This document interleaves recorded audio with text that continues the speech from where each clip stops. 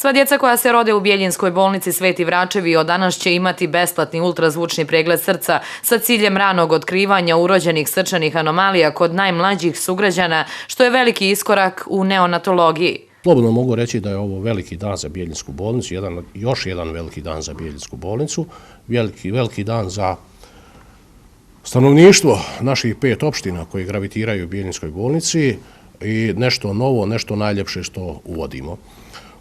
Podsjetit ću, kardiovaskularna oboljenja su ubjedljivo najčešće bolesti u svijetu, ne samo u svijetu. Čim je u svijetu, onda je i na našim područjima. Podsjetit ćemo da smo mi uveli dosta novina u kardiologiju, pogotovo u interventnu kardiologiju, gdje smo prije nešto manje od godinu dana, znači 29. decembra prošle godine, uveli da angiosala radi 24 sata dnevno. To se pokazalo izuzetno opravdanim, jer mi smo za ovih nešto manje od godinu dana uradili oko 1000 intervencija, znači koronarografija sa implantacijom stenta ili ne.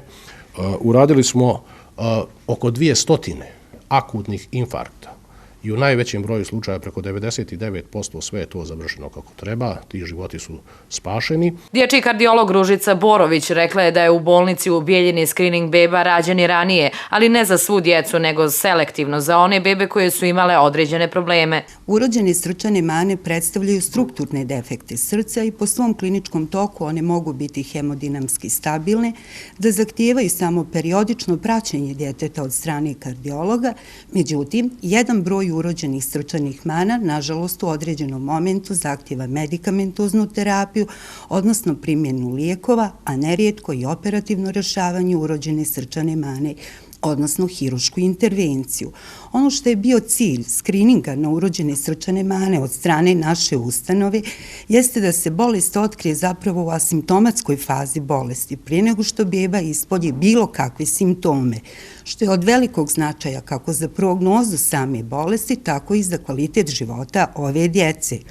Ono što smo mi planirali u narednom periodu, a to je da smo definisali jedan program kojim će biti obuhvaćena sva novorođena djeca koja se rode u našoj ustanovi, porodilištu naše ustanove u narednom periodu i sudeći po nekim ranijim statistikama, taj broj se kreće negdje između 1000 i 1200 na godišnjem nivou. Dječji kardiolog Snežana Simić-Perić izrazila je zadovoljstvo što kao spoljni saradnik može da učestvuje u preventivnim pregledima, budući da je važno blagovremeno kod novorođenčeta postaviti eventualnu dijagnozu. Ako se radi skrining na fenilketonuriju, na hipotireozu i na procjenu sluha, zašto se ne bi onda radio i skrining na urođene srčane mane kad su one najčešće urođene mane sa kojima se čovjek rađa?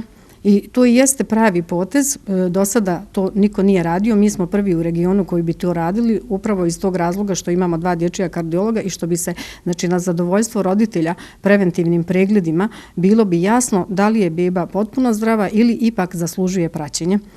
Na 1000-1200 djece incidenca obično se javlja negde 10 do 12 djece koji imaju najteže urođene srčane mane i koji zahtijevaju odmah, možda i u prvim satima, ako je najteža mana, korekciju hirušku, a druga većina djeci zaslužuje, znači, samo praćenje. Prema našim saznanjima, mi smo prvi u Republici Srpskoj koji su se opredijelili na taj korak, a vjerujem i šire, istakli su iz ove zdravstvene ustanove.